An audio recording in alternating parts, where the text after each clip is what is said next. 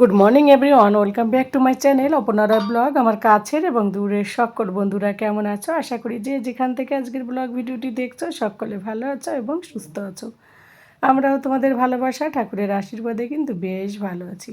সকালবেলা বাড়ি থেকে বেরিয়ে পড়েছি, আর এই যে যার ফটোটা না, এর সঙ্গে রাস্তায় মানে বাসে এসে পরিচয় হয়েছে এই মেয়েটার সঙ্গে। ওর বাচ্চা মেয়ে আর ও আসছিলো।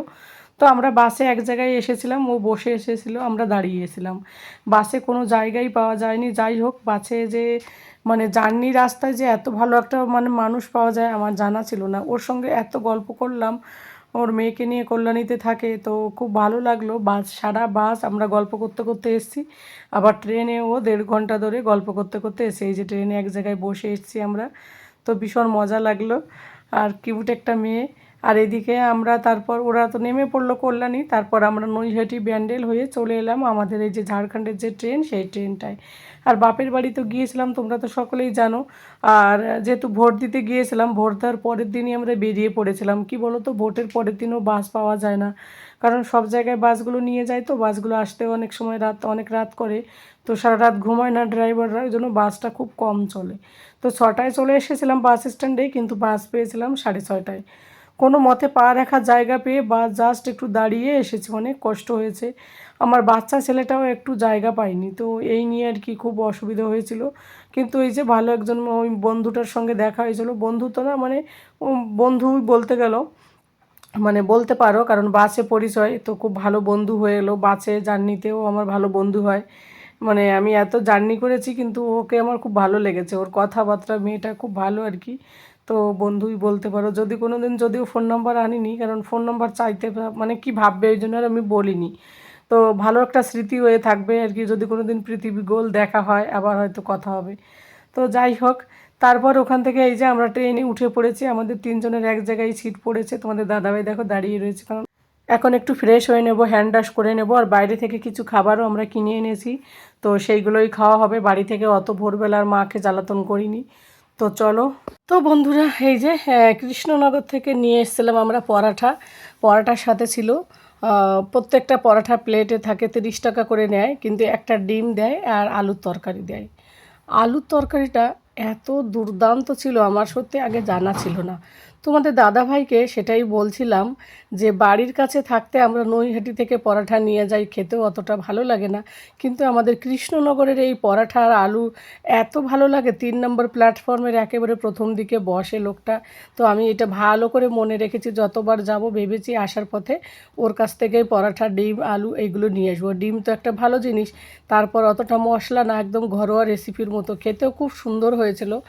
আর আলুর দম বলতে পারো, কারণ একটা আলু 4 ভাগ করেছিল, বড় বড় করে পিস করেছিল। আলুগুলো খেতেও বেশ ভালো ছিল, হালকা পাতলা ঝোল ছিল। তো খুব একটা মশলাও না, আর খুব ভালো সুন্দর ছিল। তো আমরা 3 প্লেট পরোটা নিয়ে এসেছিলাম, সাথে 3টে এক্সট্রা পরোটাও নিয়ে এসেছিলাম। মানে সারাদিন থাকবো তো, খিদে তো পাবে। আর তারপর আমাদের গুল্লু আবার এটা খেতে খুব ভালোবাসে, ও তো 4টে 5টা খেয়ে নেয়, ওর এত ভালো লাগে। তারপর তো পরোটা তো তোমরা বোঝো, বাইরের পরোটা এমনিতে একেবারে পাতলা থাকে আর ছোটও থাকে। তো তোমাদের দাদাভাই প্রথমে খায়নি। তো যেহেতু আমরা নৈহাটি থেকে একটুখানি টিফিন করেছিলাম, গুল্লু আর আমি একটু রুটি খেয়ে নিয়েছিলাম, একদম মানে হাতে বানানো যে রুটিগুলো, বেলা রুটিগুলো না, ওই রুটিগুলো ছিল, সাথে তরকারি ছিল। তো ও আর খায়নি, ওর খিদে পায়নি।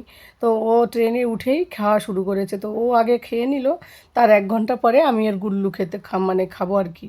তো যাই হোক, আর এই যে তোমাদের দাদাভাই খাচ্ছিল, আর ততক্ষণে আমি এই দৃশ্যগুলো দেখছিলাম। বর্ধমানটা যখন পেরিয়ে গেল, আর আমরা সকলেই জানি বর্ধমান কিন্তু ধানের জন্য ভীষণ বিখ্যাত, ধানের গোলা বলতে পারো। তো এই বর্ধমানে এসে এই যে ধানগুলো না, দেখতে বেশ ভালো লাগছিলো গাছগুলো। এর আগে যতবার গিয়েছি এই টাইমে তো যাওয়া হয়নি, তখন ছিল মানে সবুজ থাকে বেশি। এখন অনেক ধান কাটা পড়েছে, একটু পাকা পাকা ভাব এসেছে। আবার অনেকে আবার মানে নতুন করে শুরু করছে। তো এই সবুজ পাড়া দেখতে এতটা ভালো লাগলো, মানে যতবারই যাই মানে কি বলবো। আর এই রাস্তা দিয়ে যখনই যায় না ট্রেনটা, তখন মনে হয় বারবার এখানটায় যদি ট্রেনটা দাঁড়িয়ে থাকতো। দূরের গ্রাম আর সাইডে ধান ক্ষেত, এত সবুজ, এত চিরসবুজ, এত ভালো লাগে, মনে হয় কি এখানেই ঘর বানিয়ে নিয়ে, এত ভালো লাগে। আর তোমরা তো জানো প্রকৃতিপ্রেমী কে না হয়, আর আমি তো ভীষণ ভালোবাসি এইসব গাছপালা দেখতে। তাই তো আমি যেখানে থাকি সেখান থেকে এত কিছু দেখতে পারি না, রাস্তাঘাটে বেরোলে যদি দেখা হয় তো ওই আর কি, তার জন্য আমার আরও মনে হয় আরও বেশি ভালো লাগে। বাড়িতে যখনই যাই গিয়ে বাড়িতে কোন গাছটা কেমন হলো কি না হলো সেগুলো দেখি। বাড়ি থেকে ফেরার পথে খুব মনটা খারাপ করছিলো, এত তাড়াহুড়োর মধ্যে প্যাকিং করো, ভোর 5টায় উঠো, 6টার সময় বেরো, তারপরে টেনশন রয়েছে ভিতরে যেহেতু ভোটের পরের দিন বাস পাবো কি না, তো এই সব নিয়ে মাথা কাজ করছিল না। তো তাড়াহুড়ো করে টোটো চলে এলো আমাদের বাজারে ছাড়ার জন্য, তো আমি মা বাবার দিকে একটু তাকাতেও পারলাম না ঠিকমতো। আর বাবা তো কান্না শুরু করে দিয়েছিল, আর বাবাকে তো ঘরে, বাবার রুমে ছিল যখন আমি বেরোই, বাবাকে নমস্কার দিয়ে এলাম, কিন্তু মা মানে তোমাদের দাদা ভাই আর আমার ছেলের কাছে ছিল, ওরা বাইরে ছিল, তো মাকে নমস্কার দিতেও আমি ভুলে গেছি, আমি এতটা পাগল। ষষ্ঠীতে আসবো না, ওই জন্য মাকে বাবাকে একটু মানে জামা কাপড় কেনার জন্য কিছু টাকাও দিয়ে এলাম। তো যাই হোক, ষষ্ঠীতে মানে একবারই যাওয়া হয়েছে, তারপর এখানে আসার পরে আর যাওয়া হয় না। তবে হ্যাঁ, দুর্গাপুর থাকতে মানে গিয়েছি আর কি, কিন্তু এখান থেকে না বারবার করে এরকম এত লং জার্নি করে বাচ্চা নিয়ে যেতেও কষ্ট হয়। তাছাড়া তোমাদের দাদাভাইও বলে ছুটিও পাওয়া যায় না, সেইভাবে অসুবিধা হয়ে যায়। তার জন্য মনে হয় এবারও যাওয়া হবে না। তো জানি না, দিদি ওরা যদি যায় তখন আবার আমার মনটা খুব খারাপ করবে, সবাই যদি যায় না তখন আমার ভালো লাগে না, মনে হয় আমিও ছুটে চলে যাই। তো ওই বসে বসে এইগুলো দেখছিলাম আর মা বাবার কথা চিন্তা করছিলাম, ভীষণ মন খারাপ করছিল। কেন কি বলো তো, আমাদের সবার দাদা ভাই বোন সবার বিয়ে হয়ে গেছে। ছোটো ভাইয়ের যদিও বিয়ে হয়নি, ও বাইরে থাকে, সবাই চাকরি করে, সবাই যার যার শ্বশুর বাড়ি, আর ছোটো ভাই বাইরে থাকে চাকরি সূত্রে, আর দাদাও বাইরে থাকে বৌদিকে নিয়ে। তো বাড়ি থেকে বলো তো, অনেকটা বড় বাড়ি, তোমরা তো জানো অনেক বড় বাড়ি, কিন্তু বাড়িতে লোকজন নেই, শুধু বাবা আর মা। তো ওদেরও বোরিং লাগে, আমরা যখন যাই ওদের এত ভালো লাগে, বাবা যে এত খুশি হয় মনে হয় বাবা সেই মানে কি বলবো 5 বছরের বাচ্চা এরকম করে। তো যাই হোক, বাবা আসার পথে বলছিল আমাকে নিবি না, আমি বলছি হ্যাঁ, এই গরমের মধ্যে আমার ওখানটায় আরও প্রচুর গরম হবে, তোমাদের কষ্ট হবে, এসিতে থাকতে পারবে না, এদিকে গরমের মধ্যে ঘরেও থাকতে পারবে না। তারপরে তোমরা তো জানো আমার ঘরের জানলাটা, এই ঘরগুলোতে জানলা নেই, তো ওই জন্য বাবাকে বললাম, তা ফেরার পথে আর কি যখন আমি মানে টোটোতে উঠছি তখন বললাম যে হ্যাঁ, যখন বৃষ্টিটা হবে, বৃষ্টি শুরু হবে মানে ঝমঝম করে, সিজন তো চেঞ্জ হয় তাই না, তো যখন গরমটা কম হবে তখন আমাদের বাড়িতে যেও। তো বাবা আর কিছু বলেনি। আর সবথেকে কী বলো তো, আরেকটা যেটা বলবো, এই যে তাল গাছগুলো দেখালাম না, এত ভালো লাগলো দেখতে, মানে কি বলবো ভীষণ সুন্দর লাগছিল। আর রাতের বেলা বৃষ্টি হয়েছে, সকালবেলা আমরা তো বেরিয়েছি, আর এই যে যে মানে ধান গাছ মাটি সব ভিজে গেছে, পরিষ্কার ধুলোবালি কিছুই দেখা যাচ্ছে না।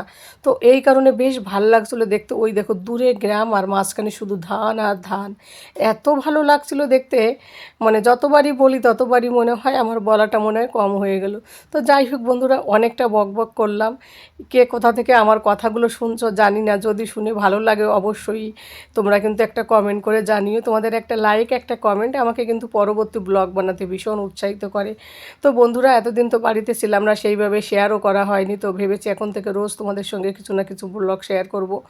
তো যাই হোক, তার জন্য আর এত সময় ধরে যারা যারা আছো আমার সাথে, পুরনো নতুন সমস্ত বন্ধুদের অনেক অনেক ভালোবাসা এবং অনেক অনেক ধন্যবাদ আমাকে এভাবে সাপোর্ট করার জন্য এবং এভাবে আমাকে ভালোবাসার জন্য।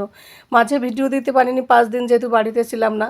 তারপরে যেই ভিডিও দিয়েছি অনেকে কমেন্ট করেছো, দিদিভাই কেমন আছো, অনেকে পুরনো ভিডিওতেও কমেন্ট করেছো বাড়িতে যখন ছিলাম কেমন আছো দিদিভাই। তোমরা হয়তো অনেকে, হয়তো যারা আমাকে অনেক ভালোবাসে, ভালো সবাই বাসে, তার মধ্যে কম বেশি সবাই থাকে না, অনেকে দেখি কমেন্টে বলে দিদি তুমি কেমন আছো, মানে আমি ভিডিও না দিলে অনেকে যে ভাবে দিদির মনে কিছু হয়েছে, যে মানুষটা এত ভিডিও দেয় সে ভিডিও দিচ্ছে না। তো এইগুলো বেশ ভালো লাগে জানো তো। তো বন্ধুরা, খাওয়া দাওয়া করার পর এই যে 2 কাপ কফি নেওয়া হলো, আর হচ্ছে তোমাদের দাদাভাই চা নিল, এটা ছিল খুব সুন্দর খেতে। এখন আমরা নামবো, একটু পরেই আমাদের জায়গা চলে আসবে। তো চলো তাহলে, সঙ্গে থাকো, পাশে থাকো, দেখতে থাকো।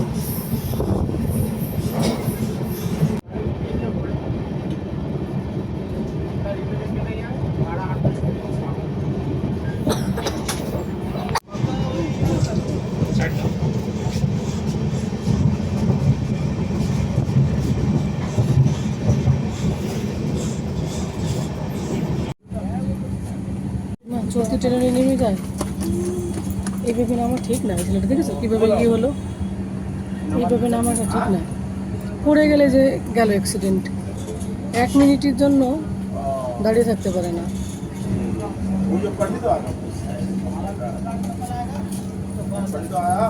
এখানেও ঠান্ডা ঠান্ডা পরিবেশ না? চলো, তুমি নামতে পারবে তো? না কোলে নিয়ে নামাতে হবে? হুম, দাঁড়া বাবু, দাঁড়াও দাঁড়াও দাঁড়াও, ট্রেন থামেনি এখনো। তুমি কেন নামলে? ওই জন্য ও নেমে গেল। হ্যাঁ বাবু, বাবু কা পাপা, তুমি কেন উতরা? আপু শুনছো? হ্যাঁ, আজকে একটু অনেক দিন পর একটু। হ্যাঁ, এই তুই উল্টো পাল্টা ওয়ার্ড বলিস না, তখন রাগ হয়। কাকে বলে জানিস? পাহাড়ের উপর।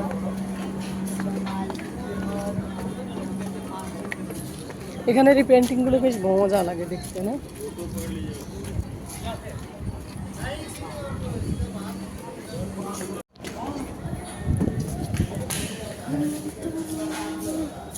কই আমাদেরটা? দিল্লি করে তো খোলা রয়েছে না?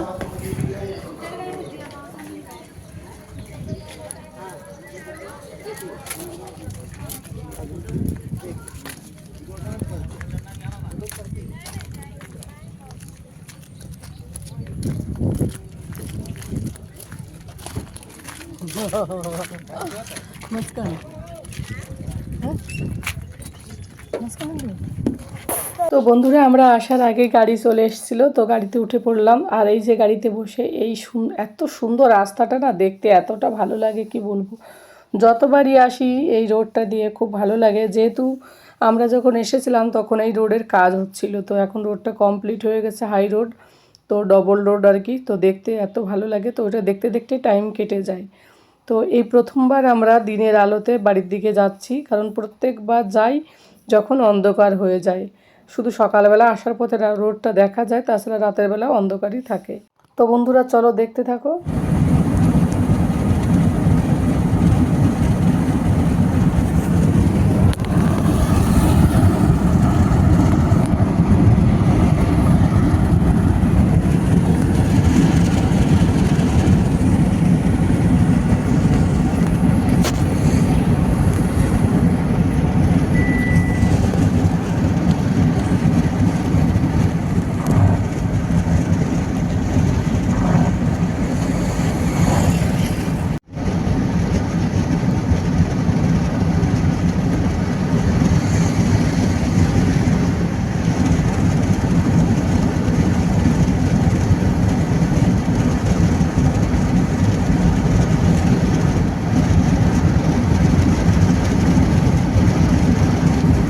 আর এই বাড়ি থেকে ফেরার পথে এতটা ক্লান্ত লাগে, কিন্তু যখন বাইরের পরিবেশটা দেখা যায় তখন কিন্তু সেই ক্লান্তিটা অনেকটা দূর হয়ে যায়।